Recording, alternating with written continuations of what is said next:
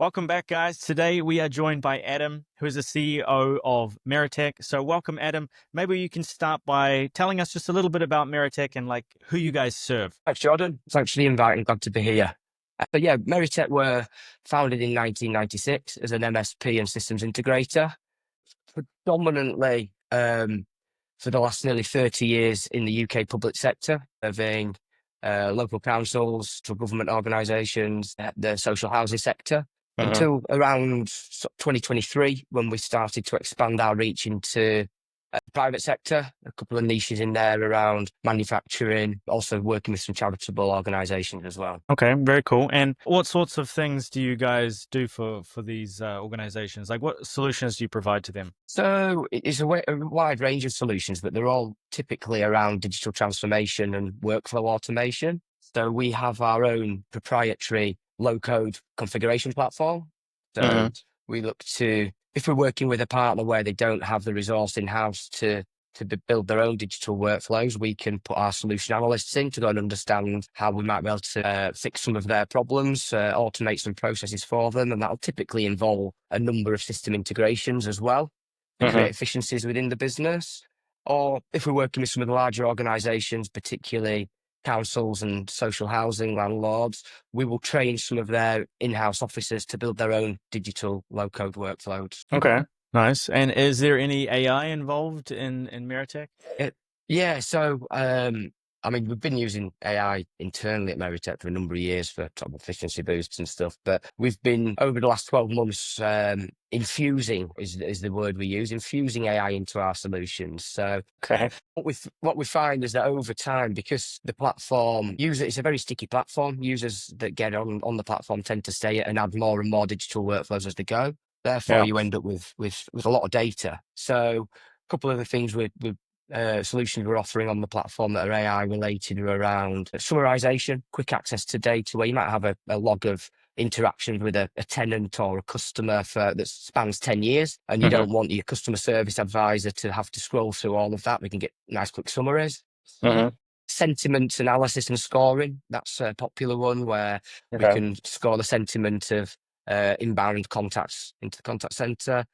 We're just finalising our what we call Meritec, where it's a chat bot that gives access to system configurators so they can quickly and easily access how to create business functions and business rules within the platform. And just some early exploratory investigation into PII redaction, personally identifiable information, and redacting that within our workflows. And there's some really cool use cases for that too. Okay, so really a ton of AI infusion. That's the first time I've heard that. And I really like that, so I'm gonna steal that. I should copyright it, so please don't steal it. It is. I think there's been a lot of buzz in our market in particular around AI, and I wanted to take the approach of not just tagging AI onto everything and going after everything's got AI in it. I wanted to really understand where we could offer value with it, and where infusing it with our platform continues to offer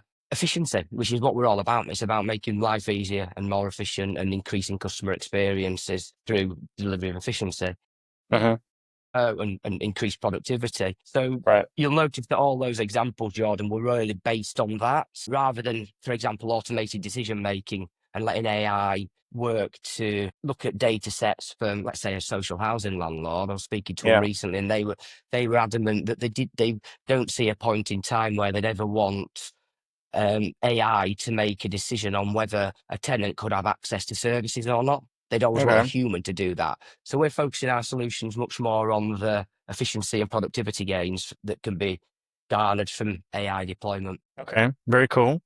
And speaking about AI, Adam, where do you see the trends currently going? Like a year or two from now? I know it's sort of an impossible question, but where do you believe, or maybe even where do you hope AI will be in a year or two from now? I think there's so much noise out there, and it's hard to cut through a lot of it. I've got my own personal view on it, which I'll share. I mean, I don't think that AI is going to replace everybody's job. I think it was I heard the Netflix CEO said a statement, which I really agreed with. He said that AI is not coming for your job, but the person who knows how to use AI well might well be coming for your job. And I thought that was great. I think that the people that know how to use AI really enhance their productivity and output, they're the guys that are Mhm. going to win in this game in the short term, short to medium term. Yeah. I suspect it'll be. I'd be surprised if it's not a similar journey to what we had when the explosion of the internet, then the explosion of mobile, where people were scaremongering that all these apps are going to replace jobs. When if you look at the likes of Uber, it actually increased. They didn't replace all the taxi drivers; it just increased the amount of work for taxi drivers, and there's more people using Uber. I think allow us to further automate the mundane and allow Hmm. us to mundane everyday tasks and allow us to focus more on tasks higher up the value chain, particularly from a business perspective. And we're very much B2B.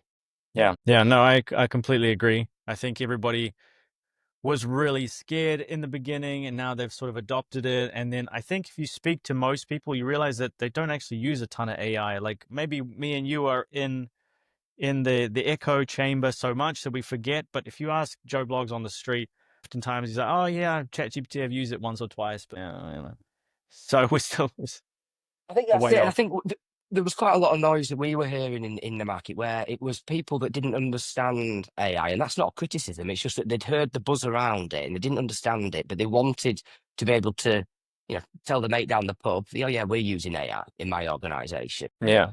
I didn't want to sort of go for any sort of just a cash grab there on AI and think, well, we'll stick AI on everything. I wanted to be really confident when I stand up and talk about the solutions we're doing and show the solutions that we're doing. You can show the ROI of it and why it's better to use and infuse AI into this process than not. Hmm. Hmm. Absolutely. Okay, cool. So then coming back to Meritec, what do you think have been some of the biggest challenges you've faced in scaling it to where it is today?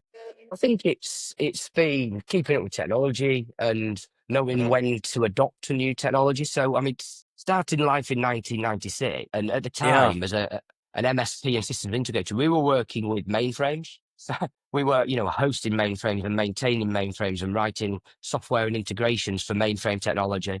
Then we went through the whole, obviously, migration over to Wintel architecture, and then from there into SaaS products and Mm. so we've seen a lot of change through a lot of different technology cycles, and it's knowing which one you can't constantly go after the latest, greatest thing all the time.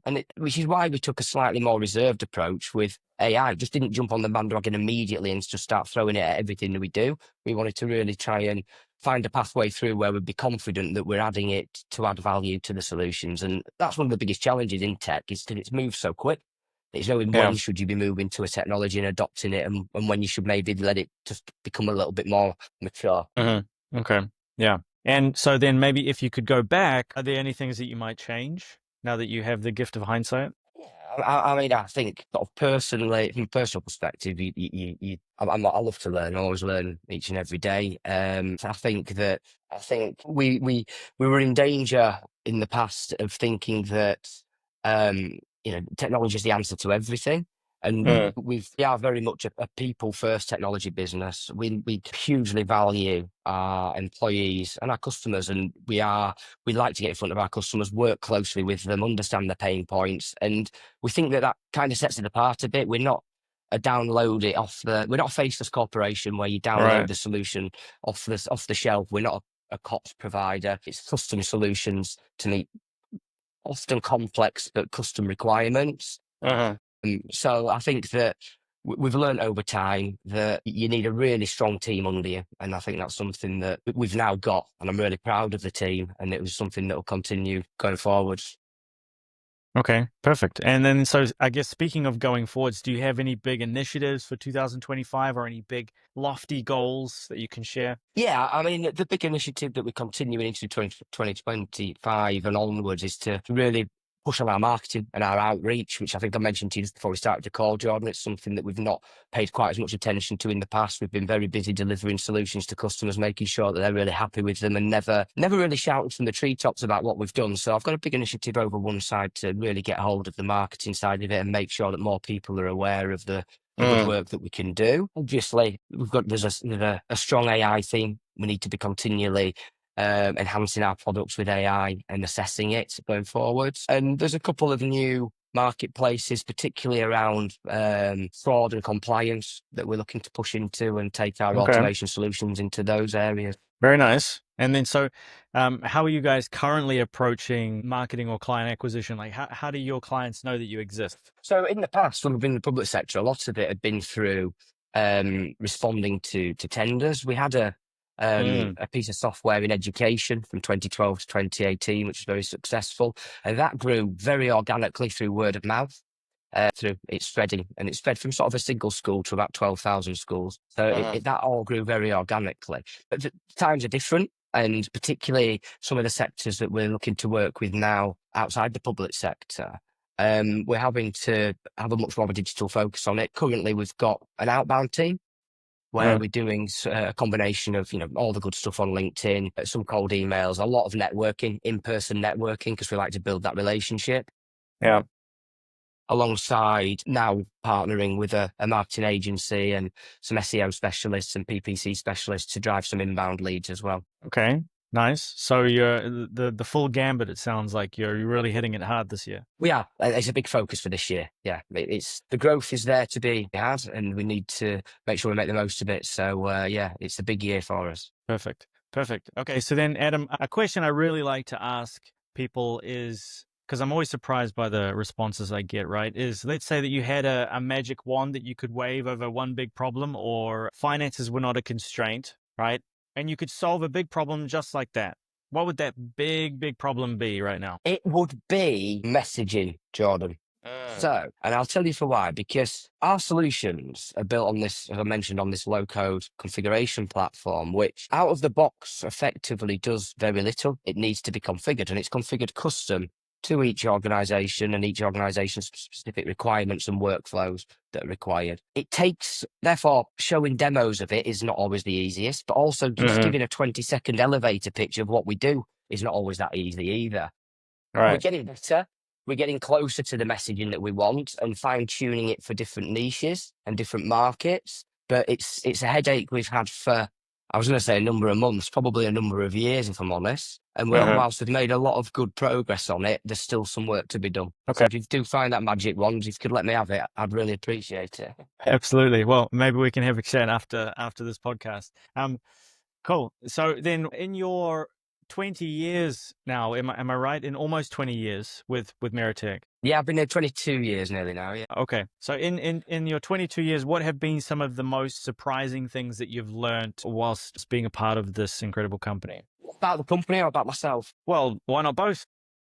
Okay, so probably about the company, I think it's about how agile we can be. We've been able to pivot and change direction pretty Uh, quickly when the market needs to, and we've not been scared to do that. And that's been really refreshing, and having the backing to do that's been great.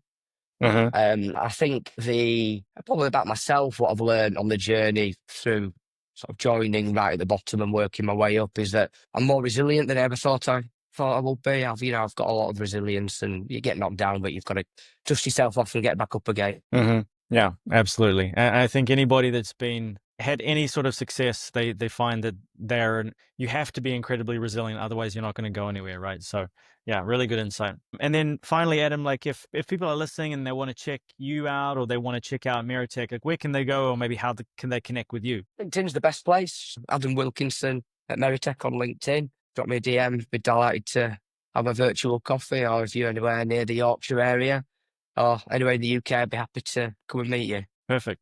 Well, I'll make sure to leave links in the description. And I know for a fact that there are some wonderful cafes in the Yorkshire area. Thank you very much for your time today, Adam, and your insights. There were some amazing things that you dropped there. And thank you guys very much for watching. We will see you in the next episode. Thanks, Jordan.